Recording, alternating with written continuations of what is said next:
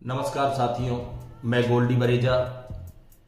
साथियों, जैसा कि आप सभी देख रहे हैं कि कोरोना की इस दूसरी लहर ने किस तरह से सब कुछ अस्त व्यस्त कर दिया है। आप देख रहे हैं कि फरीदाबाद में कोरोना रोगियों की संख्या दिन ब दिन किस तरह से बढ़ती जा रही है, और वहीं हॉस्पिटल्स में अगर आप देखें तो बेड अवेलेबल नहीं है मरीजों के लिए, ऑक्सीजन सिलेंडर अवेलेबल नहीं है, कोरोना इलाज से संबंधित जो उपयोगी दवाएं हैं वो कई कई गुना महंगे दामों पर भी लोग खरीदने के लिए तैयार हैं, लेकिन अवेलेबल नहीं है। एम्बुलेंस अवेलेबल नहीं है, प्लाज्मा अवेलेबल नहीं है। आप देखिए, यहां तक कि कोरोना वैक्सीन भी अब मार्केट में शॉर्ट पड़ने लगी है। तो साथियों, हमें यह समझना होगा साथियों कि अगर हमें कोरोना से जीतना है तो पहले हमें कोरोना के डर से जीतना होगा। मैं साथियों हरगिज ये इनकार नहीं करता कि कोरोना एक खतरनाक बीमारी है, पर हमें यह समझना होगा कि कोरोना एक स्टेज पर आने के बाद खतरनाक बीमारी है। उससे पहले जो कोरोना है वो मात्र खांसी जुकाम बुखार है, जो कि आपने देखा भी। इस खांसी जुकाम बुखार से कितने लोग आप देखिए कोरोना से रिकवर हुए हैं। आप अगर रेशो उठाकर देखेंगे तो 99% लोग कोरोना से रिकवर हुए हैं और मात्र 1% लोगों की इसमें जान गई है। उसमें भी मैं आपसे वादा करता हूं, जिन लोगों की जान गई है ज्यादातर उसमें ब्रेन हेमरेज और कार्डियक अरेस्ट से डेथ हुई है।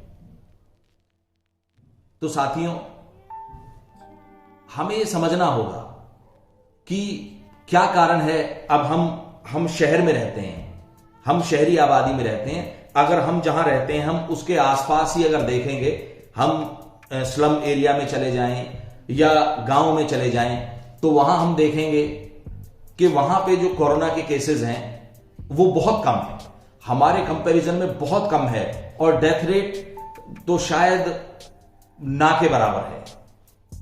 अब साथियों, हो क्या रहा है कि किसी को बुखार हुआ या किसी को खांसी हुई, उन्होंने तुरंत जाकर कोविड का टेस्ट करवाया और उसमें रिपोर्ट आई पॉजिटिव।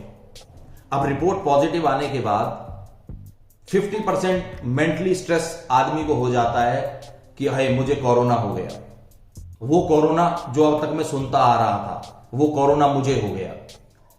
उसके बाद क्या होता है, पेशेंट अपने आप को आइसोलेट कर लेता है, या तो हॉस्पिटल में या घर पर। अब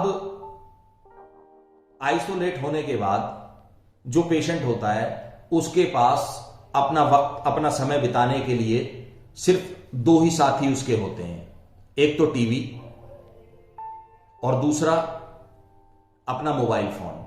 अब वो जब टीवी चलाएगा तो टीवी पे उसको हर जगह सिर्फ कोरोना ही कोरोना नजर आता है। आप कोई भी न्यूज चैनल चला लें, कोरोना कोरोना कोरोना। और उसके बाद जब वो टीवी बंद करेगा और सोशल मीडिया चलाएगा तो सोशल मीडिया में भी कोरोना।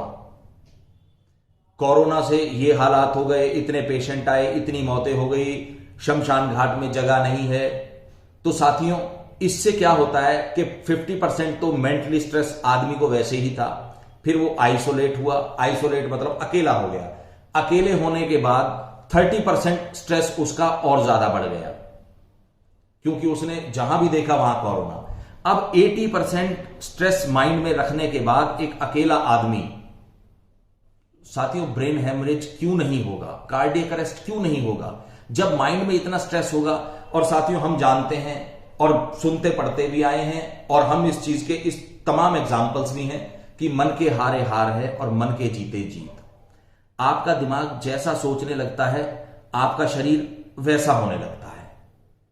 तो इसलिए साथियों, आप ठीक है, कोरोना है, इनिशियल स्टेज पे है, उसका आप घर में रहकर इलाज करें, उससे घबराएं ना, अपने माइंड को पॉजिटिव रखें और जो ट्रीटमेंट है वो ट्रीटमेंट लें।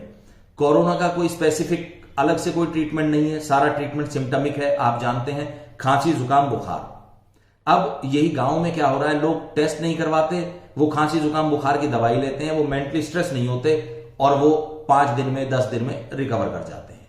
लेकिन जब हम स्ट्रेस ले लेते हैं तो फिर उसके दुष्परिणाम होते हैं।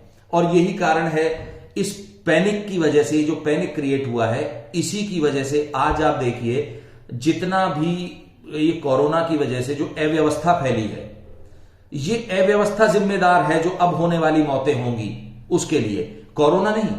अब आप एक बात बताइए, जिस पेशेंट का ऑक्सीजन लेवल घट गया, अगर उसे ऑक्सीजन सपोर्ट ही नहीं मिलेगी तो वो क्या होगा उसके साथ।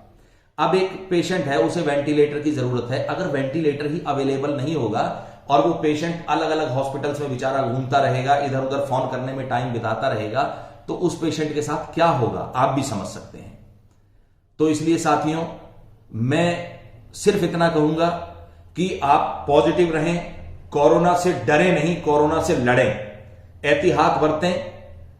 जैसा कि गाइडलाइन गवर्नमेंट की तरफ से दी जा रही है, आप बार बार साबुन से हाथ धोएं, मास्क का प्रयोग करें। अगर आपको कोई भी सिम्टम नजर आता है, आप अपने आप को आइसोलेट करें, आइसोलेट करके ट्रीटमेंट लेना शुरू करें और ट्रीटमेंट लें। उसके बाद आप देखें आगे, अगर कोई कॉम्प्लिकेशन आता है, अगर ऑक्सीजन लेवल आपका डाउन जाने लगता है तो आप एडमिट हों। उसके लिए भी मैंने आपको बता दिया, अगर आप मेंटली पॉजिटिव रहेंगे तो आप जल्दी ठीक होंगे, अगर मेंटली स्ट्रेस में रहेंगे तो फिर काम खराब होगा। अब हो क्या रहा है कि हॉस्पिटल में जिन लोगों को सही में जरूरत है हॉस्पिटल्स की, वो बेचारे हॉस्पिटल्स में एडमिट नहीं हो पा रहे हैं, और कुछ लोग पैनिक की वजह से हॉस्पिटल में एडमिट हो रहे हैं, और कुछ लोग मेडिक्लेम कार्ड होने की वजह से हॉस्पिटल में जाके एडमिट हो जाते हैं। लेकिन जो वाकई जो लोग नीडी हैं, वो बेचारे हॉस्पिटल में नहीं जा पा रहे हैं क्योंकि बेड ही नहीं है हॉस्पिटल में। तो साथियों, ये जो अव्यवस्था फैली है, इसकी वजह से ही ये सारे दुष्परिणाम हम देखने को मिल रहे हैं।